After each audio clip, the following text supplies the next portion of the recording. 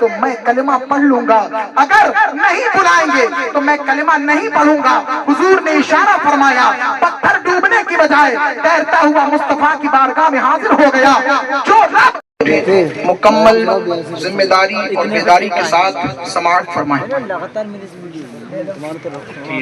اللہ رب العزت نے قرآن مقدس میں ارشاد فرمایا، فَإِنْ آمَنُوا بِمِثْلِ مَا آمَنْتُمْ بِهِ فَقَدِ اهْتَدَوْا۔ تو اگر وہ بھی یوں ہی ایمان لائے جیسا ایمان تمہارا ہے تو وہ ہدایت پا گئے۔ اب اس آیت کریمہ کی تفسیر میں مفسر شہیر حضرت علامہ مفتی احمد یار خان نعیمی رحمۃ اللہ تعالی علیہ فرماتے ہیں کہ آیت کریمہ کا مطلب یہ ہے کہ اللہ جل وعلا نے فرمایا، اے صحابہ، قیامت تک جو شخص ایمان لائے اور وہ ایمان ایسا لائے جیسا ایمان تم لائے، یعنی اللہ کو جیسا تم نے مانا ویسا مانے، اللہ کو جیسا تم نے جانا ویسا جانے، رسولوں کو جیسا تم نے مانا ویسا مانے، انبیاء کو جیسا تم نے مانا ویسا مانے، فرشتوں اور ملائکہ کو جیسا تم نے مانا ویسا مانے۔ تو اگر تمہارے ماننے کی طرح وہ بھی مانتے ہیں تو وہ ہدایت پر ہیں، اور جو سب کچھ جانتے ہیں لیکن تمہاری طرح نہیں جانتے، سب کچھ مانتے ہیں لیکن تمہاری طرح نہیں مانتے، تو وہ گمراہ کے گمراہ رہے۔ اور اے صحابہ، تمام جنوں اور انسانوں کے لیے تمہارا ایمان کسوٹی کی حیثیت رکھتا ہے۔ اللہ اکبر۔ اب ذرا غور فرمائیے، غور کا مقام یہ ہے کہ تمام صحابہ کرام جن کو دیکھ کر، جن کی سیرت کو پڑھ کر، جن کے احوال و انداز کو جان کر ہمیں اپنا ایمان مضبوط کرنا ہے، تو بھلا ہم ان کا ذکر کیوں نہ کریں، ہم ان کے چرچے کیوں نہ کریں، ہم ان کے نغمے کیوں نہ آلاپیں۔ آج صحابہ پر تان ہو رہا ہے، آج دیکھا جائے پہلے بیت پر بھی تان کرنے والے کر دیتے ہیں، لیکن صحابہ کی عزتیں اچھالی جا رہی ہیں۔ لیکن جب ہم کو ذکر کرنے کا حکم قرآن سے ملا تو جب بات آئے گی خلیفہ اول کی تو ہم نام لیں گے صدیق اکبر کا، جب بات آئے گی خلیفہ دوم کی تو ہم چرچے گائیں گے فاروق اعظم کے، جب بات آئے گی خلیفہ ثالث کی تو عثمان ذو النورین کی منقبتیں پڑھی جائیں گی، اور جب بات فاتح خیبر کی آئے گی تو مولا علی کے چرچے ہوں گے، اور جب کربلا کے تپتے ہوئے ریگزار کی بات آئے گی تو حسنین کریمین کا علم اٹھایا جائے گا، اور جب بات صحابہ کرام میں جناب معاویہ کی آئے گی اور جب ان پر شک و شبہ کوئی خبیث کرے گا تو امیر معاویہ کے نام کی کانفرنس سجا کر کے بیٹھے اور بتائیں گے کہ ناچ چلتے رہو، لیکن ہم کل بھی صحابہ والے تھے، آج بھی صحابہ والے ہیں، اور قیامت تک صحابہ والے رہے۔ حاضرین محترم، بس میں پیغام دے کر جاؤں، جناب علی کو، جناب ابو بکر صدیق کو رضی اللہ عنہما، ان کو لڑانے کی کوشش کی جائے۔ جن کو استنجا کرنے کا طریقہ نہیں معلوم وہ صحابہ کو لڑا رہے ہیں۔ سنو، میں دو جملوں میں جناب علی، جناب ابو بکر رضی اللہ عنہما کا میں مقام و مرتبہ اور ان کا تعارف پیش کرنا چاہتا ہوں۔ آپ کی توجہ چاہوں گا، ہم علی والے بھی ہیں، ہم علی والے بھی ہیں، ایسے نہیں ہوتے ہیں علی والے، ہم بیچ والے بھائی بول جاؤ، اور ہم ابو بکر والے، ہم خلیفہ اول والے بھی ہیں، ہم مولا علی والے بھی ہیں۔ مولا علی کون؟ نبی دو جہاں کی سب سے محبوب شہزادہ، سبحان اللہ، جس کو سیدہ عابدہ طیبہ طاہرہ زاہدہ فاطمہ زہرا رضی اللہ عنہا کہا جاتا ہے۔ نبی پاک کی جملہ دے رہا ہوں، سمجھ سنیں، نبی پاک کی سب سے محبوب شہزادی جس کے نکاح میں ہو اس کو علی کہتے ہیں۔ ممبر والوں کی توجہ، نبی پاک کی سب سے محبوب شہزادی جس کے حق میں ہو اس کو علی کہتے ہیں، اور جس کی محبوب شہزادی نبی کے نکاح میں ہو اس کو صدیق اکبر کہتے ہیں۔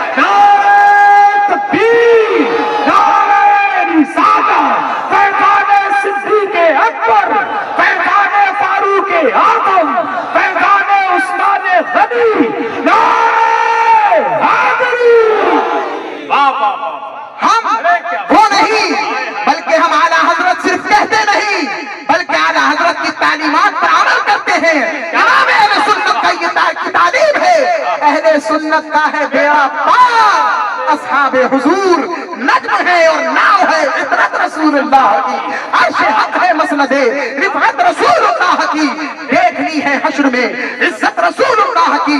عزیزان ملت اسلامیہ، کون حضرت جناب امیر معاویہ رضی اللہ عنہ؟ وہ امیر معاویہ کہ چند صحابہ کرام جو حضور کی بارگاہ کے معتمد تھے، جن کو سرکار نے یہ اتھارٹی دی تھی، جن کو سرکار نے یہ ذمہ داری دی تھی کہ تم کو اللہ کی کتاب کی کتابت یعنی لکھائی، قرآن مقدس کی لکھائی کی ذمہ داری عطا فرمائی۔ انہی با اعتماد صحابہ میں ایک صحابی حضرت امیر معاویہ ہے اور حضرت عبداللہ ابن عباس رضی اللہ تعالی عنہ سے مروی ہے، فرماتے ہیں کہ طائر سدرہ بیت المعمور کے خطیب اعظم جناب جبریل امین نوری فرشتوں کے سردار امام الانبیاء کی بارگاہ میں حاضر ہوتے ہیں اور عرض کرتے ہیں یا رسول اللہ میرا اپنے صحابی معاویہ کو سلام کہیے، اس لیے کہ وہ اللہ کی وحی اور کتاب اللہ کے لکھنے والے ہیں اور اس کی امانت کرنے والے ہیں۔ سبحان اللہ سبحان اللہ۔ کون حضرت امیر معاویہ؟ کمیٹی والوں کی توجہ چاہوں گا، کون حضرت امیر معاویہ رضی اللہ تعالی عنہ جو پوری امت کے ماموں ہیں؟ کس کے ماموں ہیں؟ کس کس کے ماموں؟ ہاتھ اٹھاؤ، کنجوسی مت کرو، بیچ والے اٹھا لو، اٹھا لو، اٹھا لو، ہاں اٹھا لیے، نیچے رکھیں۔ پوری امت کے ماموں، ہمارے نبی سید العالمین صلی اللہ علیہ وسلم کی محبوب بیوی جس کو حضرت ام حبیبہ رضی اللہ عنہا کہا جاتا ہے، حضور کی تمام بیویاں ہم مومنوں کی ماں ہیں۔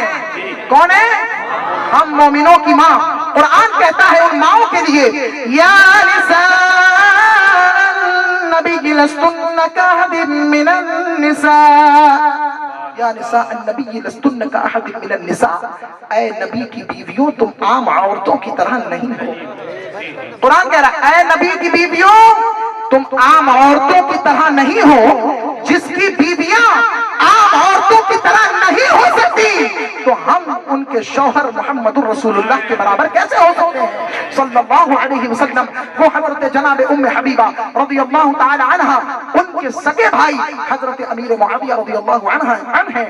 حضرت رسالت میں آپ صلی اللہ علیہ وسلم ان کے گھر میں حاضر ہوئے، ام حبیبہ رضی اللہ عنہا کی بارگاہ کے گھر میں حاضر ہوئے، اور رسالت میں آپ صلی اللہ علیہ وسلم جب حاضر ہوئے تو دیکھا کہ ام حبیبہ اپنے پیارے بھائی حضرت امیر معاویہ رضی اللہ عنہ کے سر میں کنگا فرما رہی ہیں۔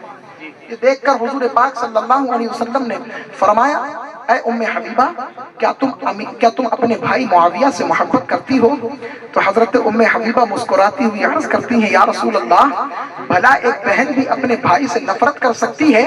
یقیناً میں اپنے بھائی معاویہ سے محبت کرتا ہوں۔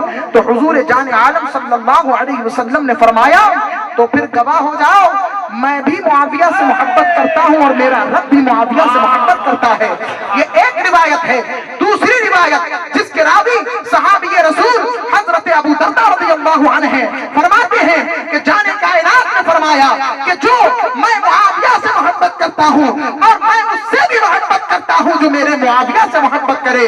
پتا چلا کہ آج جو عظمت امیر معاویہ کانفرنس میں حاضر ہے وہ اس بات کا ثبوت دے رہا ہے کہ ہم حضور کے صحابی امیر معاویہ سے محبت کرتے ہیں۔ ہاتھوں کو اٹھاؤ، ہم حضور کے صحابی حضرت امیر معاویہ سے محبت کرتے ہیں۔ اور جب حضور نے کہا کہ ہم امیر معاویہ کے محبوبوں سے محبت کر سکتے ہیں، کرتے ہیں، تو زمین ادھر سے ادھر ہو سکتی ہے، آسمان پھٹ سکتا ہے، شمس و قمر کا نظام ادھر بدر ہو سکتا ہے، حضور کے منہ سے نکلی ہوئی بات غلط نہیں ہو سکتی۔ آج ہم معاویہ سے محبت کریں گے، کل بروز محشر ان کی محبت ہمیں کام آئے گی اور جنت میں محبوب عالم ہمارا داخلہ ہے انشاءاللہ۔ آخری باتوں کی طرف چل رہا ہوں، خطیب اہل سنت کی جلوہ گر ہیں، بس لمبی چوڑی بات نہیں۔ سید عالم صلی اللہ تعالی علیہ، ترمذی شریف کی صحاح کی صحیح حدیث، ترمذی شریف کی حدیث پاک جس کے راوی ہیں حضرت عبد الرحمن ابو عمیر رضی اللہ عنہ، فرماتے ہیں کہ پیارے آقا نے امیر معاویہ کے لیے دعا فرمائی۔ حضور نے دعا فرمائی، کمیٹی والوں زندہ ہو، حضور نے دعا فرمائی، حضور کی دعا سننا چاہیں گے؟ اللہم اجعلہ ہادیا مہدیا واہد بہ۔ حضور نے دعا کی دست دعا بلند ہوئے، حضور کے لبہائے نبوت سے دعا نکلی، اے اللہ میرے معاویہ کو ہادی بنا، یعنی ہدایت دینے والا بنا، اور مہدی بنا یعنی ہدایت یافتہ بنا، اور لوگوں کو ہدایت عطا کرنے والا بھی بنا۔ حاضرین محترم، بس میں یہاں پر رک کر ایک بات عرض کرنا چاہوں گا اور دعائے مصطفیٰ کی طرف آپ کی توجہ کو مبذول کرنا چاہوں گا کہ نبی پاک صلی اللہ تعالی علیہ وسلم کے لبہائے نازک سے نکلی ہوئی دعا کتنا اثر رکھتی ہے، اور ہم کو اس کی طرف توجہ کرنا ہے کہ ہمارے نبی، یہ بات ذہن میں پہلے رکھیے کہ ہمارے نبی آخر الزمان صلی اللہ تعالی علیہ وسلم مستجاب الدعوات تھے۔ کون تھے؟ مستجاب الدعوات کا مطلب جس کی دعا رد نہیں بلکہ قبول ہوتی ہے۔ بھئی ہمارے نبی کی بھی کوئی دعا رد ہو سکتی ہے کمیٹی والوں؟ شاعر نے بڑا ہی اچھا شعر کہا ہے، تیری دعا نہ اثر سے کبھی ملول ہوئی، ادھر زبان سے نکلی ادھر قبول ہوئی۔ میں تاجدار کائنات صلی اللہ علیہ وسلم کی دعا کی بات کر رہا ہوں۔ جب حضور دعا فرما دیں، ارے دعا تو بڑی بات ہے، ان کے اشارے کا یہ عالم ہے کہ اگر آسمان کی طرف نگاہ اٹھا کر کے دیکھ لیں تو رب دو جہاں قبلے کو تبدیل فرما دیتا ہے۔ اللہ قرآن مجید میں ارشاد فرماتا ہے، قد نرى تقلب وجهك في السماء فلنولينك قبلة ترضاها۔ اللہ فرماتا ہے کہ اے محبوب، ہم تمہارے چہرے کو آسمانوں کی طرف بار بار اٹھتا دیکھ رہے ہیں، تو ہم ضرور تمہیں اس قبلے کی طرف پھیر دیں گے جس میں تمہاری خوشی ہے۔ سبحان اللہ۔ پتا چلا کہ حالت نماز میں سید عالم صلی اللہ علیہ وسلم جلوہ گر ہے، نماز کی حالت میں ہے، مصطفیٰ نماز پڑھا رہے ہیں، صحابہ کرام نماز پڑھ رہے ہیں، حضور امامت فرما رہے ہیں، صحابہ کرام اقتدا فرما رہے ہیں، حضور مقتدا ہے، صحابی مقتدی ہے۔ سبحان اللہ۔ حالت نماز میں یہ خیال آتا ہے کہ کاش میرا قبلہ مسجد اقصی سے ہٹ کر، قبلہ اول بیت المقدس سے ہٹ کر کعبۃ اللہ شریف ہو جائے۔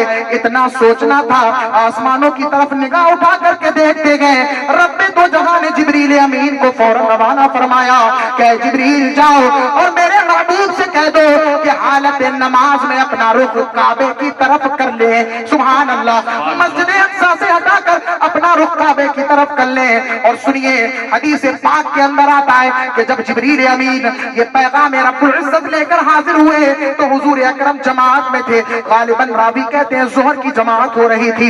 سرکار علیہ السلام جماعت کے اندر گئے، امامت فرما رہے ہیں، تحویل قبلہ کا جیسے ہی حکم ہوتا ہے حضور حالت نماز میں چلنا شروع کر دیتے گئے۔ اور جو لوگ مسجد قبلتین مدینہ منورہ زادہ اللہ شرف و تعظیمہ میں گئے ہیں، میں ان کی خاص توجہ چاہوں گا۔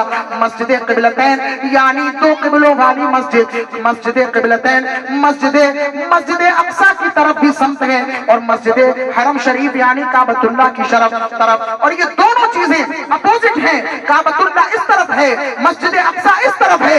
جیسے ہی حضور کو حکم ملتا ہے تو سرکار دو جہاں وہیں سے چلنا شروع کرتے ہیں۔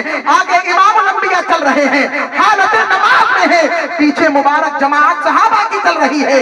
یہ نہیں کہہ رہا کوئی کہ حضور جا رہے ہیں، نماز میں ہلنے ڈلنے سے نماز چلی جاتی ہے، بلکہ سرکار کدھر جا رہے ہیں، صحابہ بھی ادھر جا رہے ہیں۔ اس لیے وہ صحابی تھے، وہابی نہیں تھے، ان کو پتا تھا مصطفیٰ جس کو نماز کہہ دے وہ نماز ہو جاتی ہے، حضور جس کو شریعت کہہ دے وہ شریعت بن جاتی ہے، آقا جس کو طریقت کہہ دے وہ طریقت بن جاتی ہے۔ چلتے چلتے مسجد اقصی کی جانب سے مسجد حرم شریف کعبۃ اللہ شریف کی طرف مڑ جاتے ہیں۔ جیسے ہی مڑتے ہیں، سبحان اللہ، اعلیٰ حضرت شعر لکھتے ہیں، خدا کی رضا چاہتے ہیں دو عالم۔ زور سے کہہ دو سبحان اللہ۔ سبحان اللہ۔ خدا کی رضا چاہتے ہیں دو عالم، خدا چاہتا ہے رضائے محمد صلی اللہ علیہ وسلم۔ پتا چلا کائنات عالم میرے رب کی رضا جا رہی ہے اور رب دو جہاں مصطفیٰ کی رضا چاہ رہا ہے. ارے اس نبی کی دعا کی بات ہو رہی ہے جن کے اشاروں سے چاند اپنا سینہ شک کر دیتا ہے, جن کا دست نبوت اٹھ جائے تو سورج پلٹ کر واپس آ جاتا ہے, اشارہ ابرو فرما دے تو پیڑ اپنی جڑوں کو ہلاتا ہوا مصطفیٰ کی بارگاہ میں حاضر ہو جاتا ہے. ان کے اعجاز کی کیا شان ہے, اگر پتھر کو حکم دے دیں تو پتھر ڈوبنے کی بجائے تیرتا ہوا نبی کے قدموں میں حاضر ہو جاتا ہے. جس کے اشاروں کی پاور کا یہ عالم, سنو جناب نوح کی کشتی پر ہمارا سب کچھ قربان ہے نا. قوم نوح سے انہوں نے اپنی کشتی بنا کر قوم نوح کو طوفان نوح سے نجات دلائی, کہ ان کا عظیم معجزہ. لیکن کشتی تو چلتی ہی, کشتی تو بنتی ہی اس لیے ہے کہ وہ تیرے, وہ چلے. قانون نیچر یہ ہے کہ جو چیز سطح کی آب سطح کو جتنا گھیرے گی اتنا اوپر رہے گی.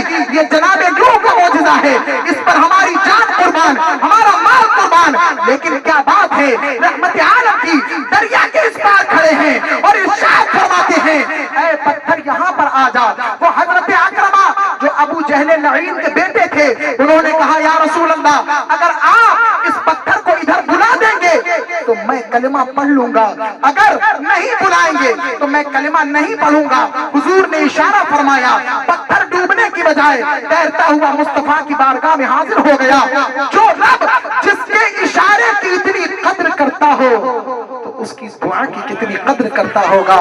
انہوں نے دعا فرمائی, اے اللہ اللہم اجعلہ ہادیا مہدیا واہد بہ, اے اللہ میرے معاویہ کو ہادی بنا, مہدی بنا, واہد بہ بنا, یعنی ان کو ہدایت دینے والا بھی بنا, ان کو ہدایت یافتہ بھی بنا, ان کے ذریعے لوگوں کو ہدایت بھی ملے. یاد رکھنا علماء نے 3 کیٹیگریز تحریر فرمائی ہے کہ 3 طرح کے لوگ ہیں. بہت تیزی کے ساتھ 1 منٹ کے اندر اپنی گفتگو ختم کر رہا ہوں. 3 قسم کے لوگ ہیں. پہلی قسم وہ جو خود تو ہدایت پائے ہوئے ہوتے ہیں لیکن دوسروں کو ہدایت ان کے ذریعے نہیں ملتی. نہ جانے اللہ کے کتنے ایسے گمنام بندے ہیں جو غاروں میں جا کر, جنگلوں اور پہاڑوں میں جا کر اللہ کی تسبیح و تحلیل میں مصروف ہیں. ان کے دل کی دھڑکن سے اللہ اللہ کی صدائیں آ رہی ہیں, ان کی نگاہوں کی نظر سے اللہ اللہ کی صدائیں آ رہی ہیں. وہ خود تو ہدایت یافتہ ہیں لیکن ان کے ذریعے کسی اور کو ہدایت نہیں مل رہی. پہلی قسم. دوسری قسم یہ ہے, ایک وہ طبقہ جو دوسروں کو ہدایت کی بات کرتا ہے, جو منبروں پر واعظ و نصیحت کے ذریعے ہدایت بانٹنے کی کوشش کرتا ہے, جو نصیحت آمیز کلمات سے لوگوں کو مسرور کرنے کی کوشش کرتا ہے. لیکن علماء فرماتے ہیں بعض ایسے ہیں جو دوسروں کو تو ہدایت دیتے ہیں لیکن خود ہدایت سے محروم ہوتے ہیں. تیسری قسم یہ ہے کہ جو خود بھی ہدایت پر ہوتے ہیں, دوسروں کو ہدایت بھی دیتے ہیں. سب سے افضل ترین وہ جماعت ہے جو خود بھی ہدایت یافتہ ہو, دوسروں کو بھی ہدایت دے. تو اللہ کے رسول نے جناب معاویہ رضی اللہ عنہ کے لیے اس دعا کا انتخاب فرمایا کہ اے اللہ میرے معاویہ کو سب سے افضل درجے میں رکھ, ان کو ہادی بھی بنا دے, ان کو مہدی بھی بنا دے. پتہ چلا کہ حضرت امیر معاویہ ہدایت دینے والے بھی ہیں, حضرت امیر معاویہ ہدایت حاصل کرنے والے بھی ہیں. اہل سنت کا ہے بیڑا پار, اصحاب حضور نجم ہیں اور ناؤ ہے عبرت رسول اللہ کی. عزیزان ملت اسلامیہ, اللہ تبارک و تعالی سے دعا ہے کہ ہم سب کو عظمت صحابہ, عظمت اہل بیت سمجھنے کی توفیق رفیق عطا فرمائے اور ہم سب کو کہنے سے زیادہ عمل کرنے کی توفیق عطا فرمائے. میرے کہنے میں اور آپ کے سننے میں قصداً سہواً جو غلط ہو گئے ہوں میں اس سے توبہ کرتا ہوں. استغفر اللہ ربی من کل ذنب واتوب الیہ. السلام علیکم ورحمۃ اللہ وبرکاتہ. چمکتے رہتے ہیں لوگوں کے کردار دنیا میں, جو بن کے رہتے ہیں دیوانے سرکار دنیا میں. صداقت میں, عدالت میں, سخاوت میں, شجاعت میں مثالی ہیں میرے آقا کے چاروں یار دنیا میں. بہت مختصر وقت میں بڑی اچھی تقریر خطیب اہل سنت ترجمانی مسلکی اعلیٰ حضرت شہزادہ امانتی اعلیٰ حضرت خلیفہ سرکار تاج الشریعہ حضرت علامہ شاہ الحاج رضائے رسول امانتی صاحب قبلہ سے سماعت کی. ان کے خطاب کے دوران جماعتی اہل سنت کی وہ عظیم شخصیت جس کو دنیا شہنشاہ خطابت ترجمانی مسلکی اعلیٰ حضرت पासवान तहफ़्फ़ुज़ नामूस रिसालत हज़रत अल्लामा मुफ्ती अशरफ जिलानी अज़हरी साहिब क़िबला पूरी शान खिताबत के साथ जलवागर हैं। चूँकि वक्त काफ़ी हो चुका है, लिहाजा सादा तमहीद में ना जाकर के मैं एक शेर पढ़ के मैच से वापस होता हूँ कि नबी के नूर से रोशन हुआ सभी का पता। हज़रत अल्लामा रज़ाए रसूल अमानती साहब का खिताब अपनी निगाहों के सामने, और ये मिसरे सुन लें कि नबी के नूर से रोशन हुआ सभी का पता, पता ना होता जहां में कहीं किसी का पता, पता जो मेरे अबू बकर और उमर का है, कसम खुदा की वही है मेरे नबी का पता। पता जो मेरे अबू बकर और उमर का है, कसम खुदा की वही है मेरे नबी का पता। मियाँ ये इल्म की बातें हैं पूछ आले। ऐसी ही नई नई नाते और बयान सुनने के लिए हमारे चैनल DK मदीना ऑफिशियल को सब्सक्राइब जरूर करें।